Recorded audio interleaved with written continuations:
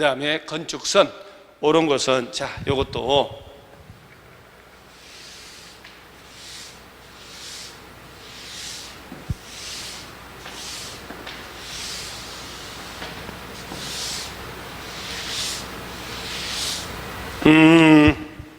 자, 건축선이 뭐냐? 도로가 이렇게 있으면 양쪽에 대지가 쭉 있다. A, B, C 이렇게 대지가 접한 이 도로가 소요너비 이상이면, 자, 다른 조건 고려 안 한다 그러면 소요너비가 4m 아닙니까? 도로가 4m 이상 너비 도로 확보했으면 그냥 간단해요. 건축선은 건축물의 외벽이나 담장을 도로 쪽으로 최대한 위치할 수 있는 한계선이 건축선이니까 대지와 도로의 경계선이에요.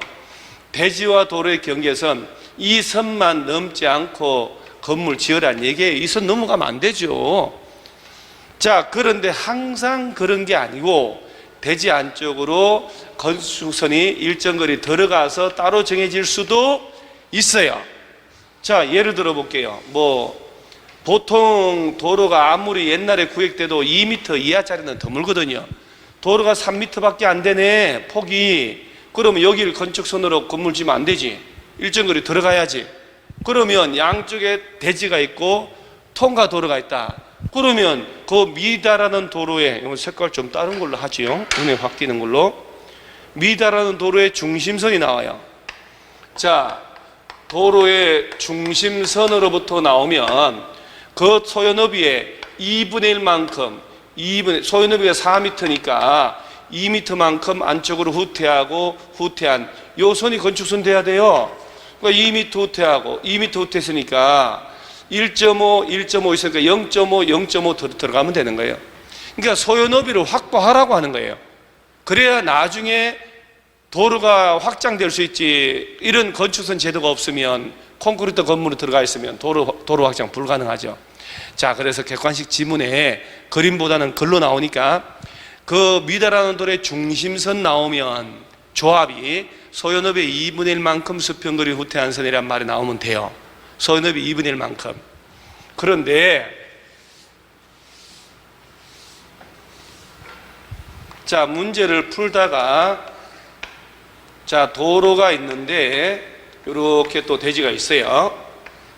이제 하천, 도로 반대편에 하천, 경사지, 선로부지, 철도 이런 게 있다.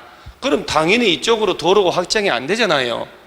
그러면 대지 소유자 건물 지을 때 이 도로가 소요너비 이상이라면 아무런 문제 없지요. 전혀 문제될 게 없어요.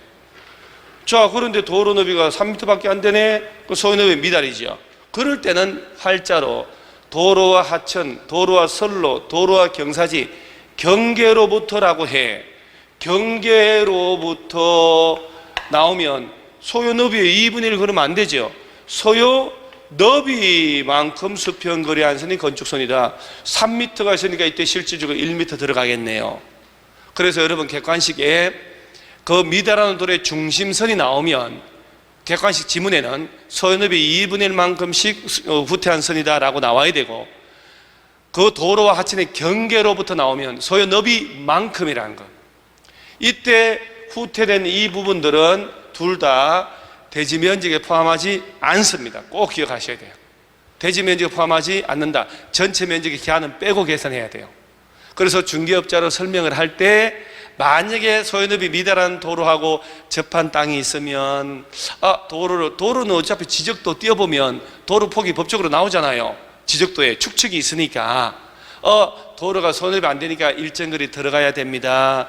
이거는 용적률 적용할 때, 건폐율 적용할 때 대지 면적에 포함 못합니다. 사장님들 고려하시고 사세요라고 해줘야 돼요.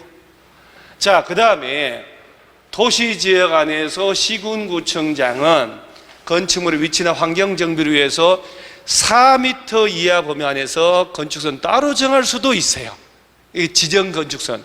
이때 지정했을 때 후퇴된 부분이 있다면 그때는 대지 면적에 포함을 해 줍니다. 이 건축선이에요, 건축선. 자, 건축선이란 옳은 거네요, 옳은 것. 건축물 건축할 수 있는 한계의 선인 인접 대지가 아니고 도로와의 경계를 말한다. 그래서 대지와 도로와의 경계가 바로 건축선. 그 건축선 넘지 마라, 경계를 넘지 마라, 이 얘기예요.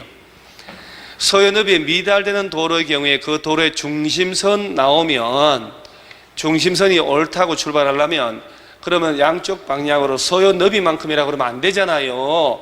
소연너비가 4m인데 이쪽으로 4m, 이쪽으로 4m가 8m 돼버리죠. 소연너비의 2분의 1만큼 수평거리 물러난 선이다, 이렇게.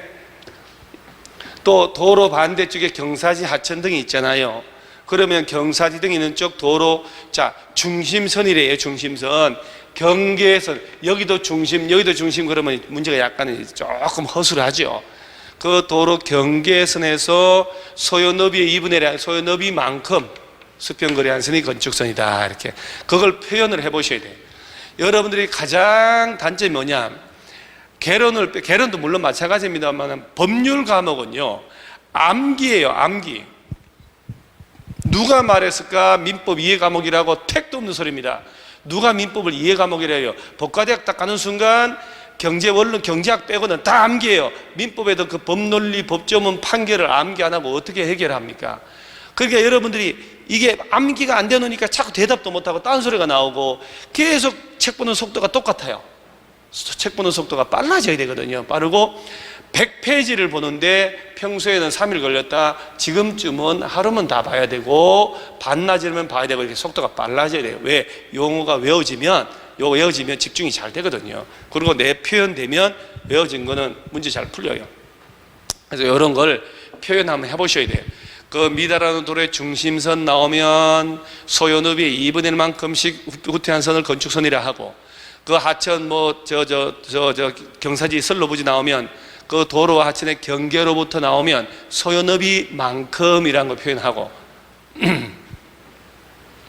그 다음에 시군구청장은 도시지역 꼭 기억, 도시지역 안에서 건축물의 위치 정비, 환경을 정비하기 위해 필요하다면 4m 범위 안에서 따로 정할 수 있고, 자 5번에 7m와 6m인 두 도로가 90도로 교차하고 있다.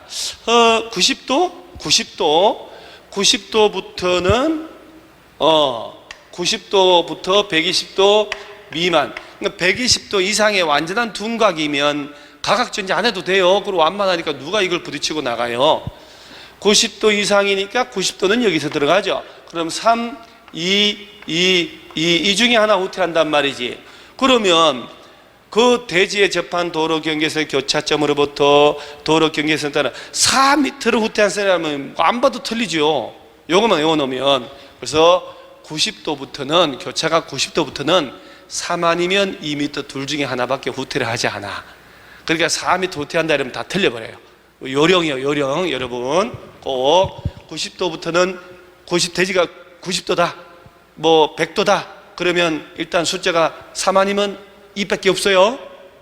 4m면 틀리죠.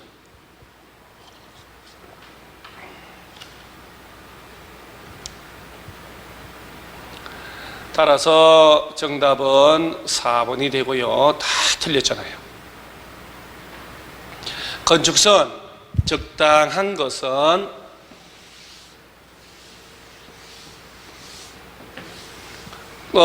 이게 좀 어려운 문제네요. 건축선 지정에 관한 규정은 전면 적용 규정이다. 여러분 저 건축선 지정, 건축선 제한 받는 것, 이 건축선 제도를 적용받지 않는 곳도 있을까요? 자, 여러분들 도시지역, 지구단위 계획구역, 도시지구단위 아니다, 동 또는 읍지역, 섬지역은 인구 500인 이상일 때 건축법 전면적으로 다 적용을 받아요. 그 전면 적용 외의 지역에서는 대지와 도로와의 관계, 도로 지정 폐지 변경하는 절차, 도로 관련된 거 2개, 건축선 지정, 건축선 제한받는 건축선 제도 2개, 방화지구 제한받는 것, 대지 분할하지 말라는 제한받는 것, 이 6개 규정은 적용하지 않습니다. 따라서 건축선 제도는 적용 안 받는 것도 있기 때문에 어디라도 다 전면적으로 적용한다 그러면 안 돼요. 그 다음 대지 간의 경계선도 도로 경계선과 동일하게 보고 건축선 형성된다? 아니에요. 남의 땅이라도 지상권 설정해서 막 넘어가게 건물 지을 수도 있잖아요. 대지와 도로와의 경계입니다. 시군구청장은 필요에 따라 건축선 지정할 수 있다. 도시지역 안에서라면 4m 이하까지 해요. 자, 공원에 접한 부분이, 자, 공원에 맞는 게 3번이고요. 접한 부분에 있어서는 시도지사가, 건축선은 시군구청장 지정하기 때문에 시도지사 아니죠. 건축선 밖의 대지 부분은 항상 이런 지문 나오면 거의 틀렸다고 봐요, 우리 공법에서는. 그래서 건축선 밖의 부분은 대지 면적을 포함하지 않는 게 한계 건축선일 때, 근데 지정 건축선은 후퇴된 부분도 대지 면적에 포함이 된다. 도로 모퉁이에서 건축 제한 들어갈 때도 제외된다는 거. 자, 이런 문제가 응용한 문제입니다. 여러분 지금 집에서 앉아서 지금 45분 수업을 했는데 45분 정도 했는데 몸이 지겨워서 막 비틀고 있다. 그러면 이제 정신 조금 이렇게 챙기셔야 돼요. 정신을. 그래서 여러분 마트 가서 체리 좀 사다 놓고 하나씩 먹으면서 정신 체리 하시면 돼요. 좀 이거 슬렁한 얘기를 또 했습니다. 계속 서서 떠드는 사람도 있는데 45분 앉아 있을 때 몸 막 비틀고 힘들다 그러면 안 되죠. 계속 정신을 챙기셔야 돼요. 건축물 위치 정비, 환경 정비를 위해서 필요하다. 4m 따로 정하는데 이때 연면적, 자, 구해보라 이렇게 나오는 거예요. 용적률은 150% 줬죠. 이렇게 도로가 6m가 있는데 4m를 또 들어가라 했네. 그러니까 이 부분은 대지 면적에 포함할까요? 제외할까요? 포함을 합니다. 그러니까 대지 면적에 포함해서 용적률 적용해요.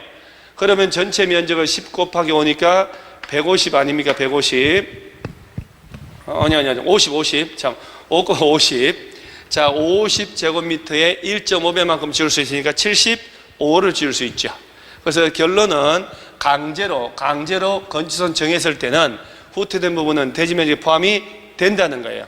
그래서 전체 면적의 1.5배 75%까지 75제곱미터가 지을 수 있다. 뭐 쉬운 문제죠. 건축선 또 옳지 않은 것은, 옳지 않은 것 뭐 계속 나온 거니까, 소요 너비에 못 미치는 너비 도로인 경우는 그 대지와, 잘 보세요. 대지와 도로의 경계선으로부터 나오면 소요 너비만큼 수평거리 물러난 선이고, 경계선이 아니고 중심선이 나오면 소요 너비의 2분의 1이 나와야 되니까 얘를 중심선으로 바꾸든지 얘를 소요 너비만큼으로 바꾸든지 하면 되죠. 뭐 이런 것들이 이제 나왔던 문제들이고, 자, 이 문제를 제가 역사가 있는 문제인데 설명을 한번 해볼게요. 일단 딱 보고, 자, 도로가 3m인데 선로 부지가 있네요. 이쪽으로 확장 안 되죠. 선을 미달한다. 그러면 도로와 하천의 선로 부지로부터 경계로부터 소요 너비만큼 수평거리 한 선이 건축선 돼요. 3m가 있으니까 실제 1m 들어갔겠죠. 이때 이 부분은 대지 면적에 포함한다, 제외한다. 그러면 이렇게 그림을 주면 헉 하고 깜짝 놀랐는데 간단하죠. 사실은 이렇게 잘라요. 잘라서 요 면적을 먼저 요 면적을 구하고, 자, 요 면적을 구할 때 1m를 빼면 되잖아요. 이게 14m인데 야가 7m니까 얘도 7m일 수밖에 없고, 그러죠? 이 전체가 20m인데 이게 10m니까 얘가 10m일 수밖에 없죠. 그러니까 이 면적은 70이 되고, 일단은 자, 지금 14m인데 1m 들어갔으니까 13을 해야죠. 13 곱하기 10 해서 130 해서 이 면적은 130이고 얘는 70이니까 200이 대지가 되는데, 자, 결론은 대지 안쪽으로 1m 들어간다. 후퇴된 부분은 대지 면적 포함하지 않는다. 이 문제 의도가 바로 그거였단 말이에요. 그런데 여러분 이 문제 아실 거예요, 아마. 자, 이때 진짜 기출문제인데 출제할 때는 뭐라고 시험을 내버렸냐면 도시지역이 아님이라고 딱 내버린 거예요. 자, 그러니까 우리 배울 때로 하면 도시지역이 아닌 곳에서는 뭐 다른 조건도 있습니다만은 건축선 제한받지 않는단 말이에요. 도시지역이 아닌 곳이라면 1m 들어갈 필요 없어. 여기 건축선 돼요. 그 14로 해야지. 210이 답이 돼야 된단 말이에요. 그래서 이의신청을 했죠. 이의신청을. 그래서 전부 정답 처리된 게 바로 이 문제예요. 그래서 기출문제 할 때 논란되는 걸 싫어서 제가 항상 이걸 지워버리는 거예요. 자, 여러분요, 도시지역이 아닌 곳에서는, 지구단위계획구역 지정 안 된 곳에서는 이렇게 건축선 들어가서 얼마 들어가라 이런 거 제한받지 않는다는 거 꼭 알아놓으시기 바랍니다.